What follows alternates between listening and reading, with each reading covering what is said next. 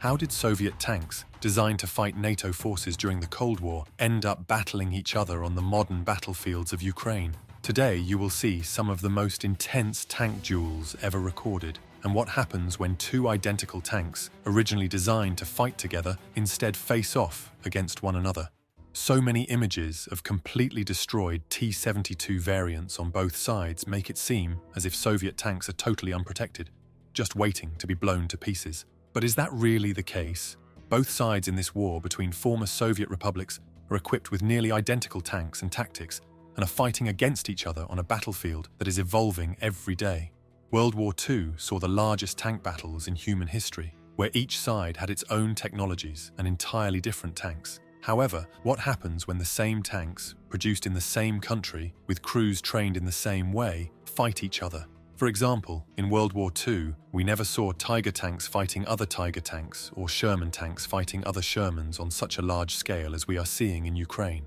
Of course, on the Ukrainian battlefield, we can see many armored vehicles produced by NATO and Western countries, but there are far fewer of them, and it's the Soviet tanks that are most widely used and best suited for the terrain where the battles are taking place.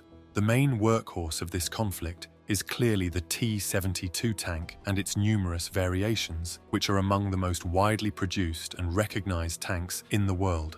The T-72 originates from the T-62 and T-64 tanks, from which it evolved all the way to the modern T-90. Soviet tactics since World War II have relied on gaining power through sheer numbers, focusing on producing a tank that could be made quickly, easily, and as cheaply as possible, while still being able to both take and deliver a powerful hit.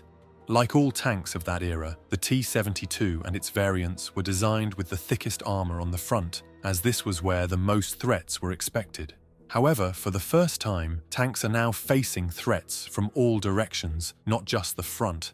This concept has proven disastrous for Soviet tanks on both sides when faced with modern anti-tank systems and drones that attack from above or from the rear, exploiting every gap in their defense. The T-72 was designed for a conscript army and is maneuverable, rugged, simple, and reliable. Its profile is significantly lower than Western tanks due to its use of an autoloader, which eliminates the need for one crew member, and the ammunition for the powerful 125mm main gun is stored in two parts inside the body of the tank, rather than being isolated in the turret. This design made the tank a harder target due to its lower profile, but we have all seen countless images of destroyed T-72s with their turrets completely blown off. This happens because of the way the ammunition is stored and the weapons that attack from above, like NLAW, Javelin, or drones. Even when the hatches are closed, a detonation above the turret, where the roof is much thinner than the frontal armor, can trigger the ammunition, resulting in a catastrophic internal explosion. To protect against this, crews improvise with various so-called cope cages, adding extra armor on top of the turret, or even the entire tank, trying to protect it from munitions dropped by drones or to deflect top-attacking warheads away from the turret. This has led to the emergence of Frankenstein tanks with varying degrees of success. Let's take a look at this terrifying tank duel. In this video, we witness a rare and intense close-quarters tank battle between what appears to be a Ukrainian T-64BV and a Russian T-80 BVM. Although tank duels typically occur at distances of hundreds of meters, this one happens at dangerously close range. We begin by seeing the Ukrainian tank cautiously reversing. The crew is clearly trying to scout the area, perhaps aware of the threat posed by the Russian tanks but unable to pinpoint their exact location. One important detail to note here is that the T-64BV lacks modern thermal imaging systems, meaning the Ukrainian crew is likely relying on older optics, which makes it difficult to spot enemies, especially when the surrounding area is full of foliage and obstacles.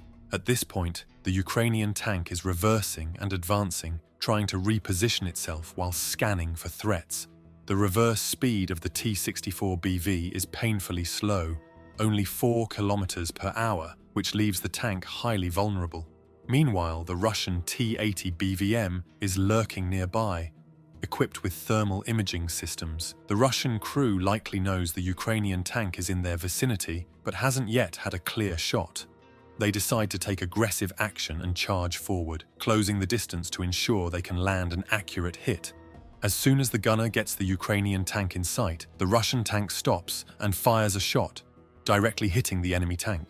There's a brief explosion, and for a moment, it's hard to tell exactly what happened. But then we notice the explosive reactive armor on the T-64BV tank has detonated. This may initially give the impression that a high explosive round was used, but it's more likely the armor reacting to the impact of the shot, which could have been a heat or an APFSDS round. As the Russian T-80 pulls back slightly after the shot, we see the Ukrainian T-64 engulfed in flames. It's likely that the crew either didn't have enough time to react or simply didn't see the Russian tank until it was too late. In Ukraine, T-72B3 tanks are primarily used, which have several improvements, such as explosive reactive armor and an improved fire control system. But even these upgrades are somewhat outdated for the modern battlefield. The technology with which both opposing tanks on the battlefield are equipped often determines the advantage in a duel. However, the most important factors are surprise, positioning, and the timely identification of the enemy. Since the tanks are the same, they must be marked with flags or other symbols, and we've seen many examples of misidentification where soldiers thought an enemy tank was theirs until it was too late. Similarly, there have been incidents of friendly fire. What is specific about T-72s is that they struggle to fire accurately while on the move and have a very slow reverse gear, two extremely important aspects in tank-on-tank fighting. The T-72s can fire a variety of ammunition from their main cannon, but the most commonly used rounds are APFSDS and heat rounds, both of which are deadly to other T-72s. Even explosive reactive armor and additional protection cannot do much when hit by a 125mm cannon. Let's take a look at another tank duel, or rather an ambush. This video captures a Russian T-80 tank setting a trap for a Ukrainian T-64.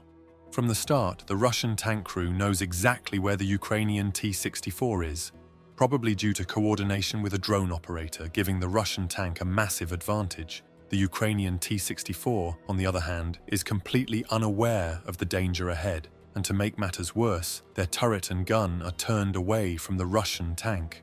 When the Russian tank commander judges the time to be right, the T-80 moves slightly forward and fires its main gun, likely using an APFSDS round. The shot hits the side armor of the Ukrainian T-64, and immediately fire erupts from the point of impact. Sadly, it appears that the Ukrainian crew did not survive, as the fire spread too quickly, and the ignition of the fuel tank and ammunition would have made escape nearly impossible. The next incident was in a similar setup, but this time the Ukrainian tank had the advantage, likely guided by a drone operator about the enemy's movements. What appears to be a Ukrainian T-64BV is waiting behind a tree line for a Russian T-72B3 to come dangerously close, literally to point-blank range. Then, the Ukrainian tank fires the first shot, which didn't seem to do much damage. However, the Ukrainian gunner quickly follows with another shot, which seals the fate of the Russian tank. The Ukrainian tank then quickly distanced itself from the burning enemy tank, which could explode at any moment. Now, let's take a look at the engagement between an American-made Bradley fighting vehicle and a highly regarded Russian T-90 tank. In this instance, the Ukrainian forces attacked before the T-90 could bring its firepower into play. The Bradley immediately unleashed continuous fire from its 25mm Bushmaster chain gun, hitting the T-90 round after round.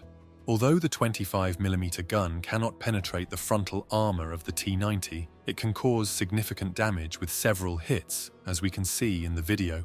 The T-90 completely lost control, with its turret starting to spin and the tank losing its course, ultimately crashing into a tree. To ensure complete destruction, a kamikaze drone was launched to finish off the disabled tank. Amazingly, just before the drone hit, the 3 Russian crew members managed to escape from the tank. However, it was later reported that 2 of the crew were killed and 1 was captured by Ukrainian forces. This incident demonstrated that regardless of the firepower on paper, a significantly less armed and armored Bradley, when used effectively, can destroy a much stronger opponent.